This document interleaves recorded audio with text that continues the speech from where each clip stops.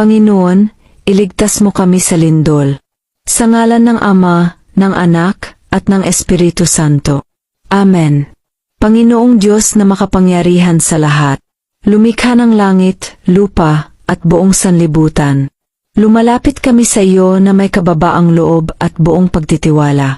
Sa gitna ng pagyanig ng lupa, sa takot at pangambang dulot ng lindol, ikaw po ang aming kanlungan at sandigan.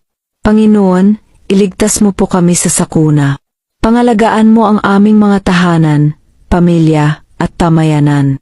Itago mo po kami sa iyong mga pakpak, upang kami hindi mabagabag at mapahamak. Patibayin mo ang aming loob, upang sa gitna ng lindol ay manatili kaming kalmado, maingat at mapagmatyag. Gabayan mo ang mga tagapagligtas, mga bombero, pulis, medical team at volunteers, upang sila'y makakilos ng mabilis at ligtas. Panginoon, turuan mo rin kaming maging handa, at maging responsableng tagapag-ingat ng kapaligiran. Huwag mo pong hayaang ang takot ay mangibabaw.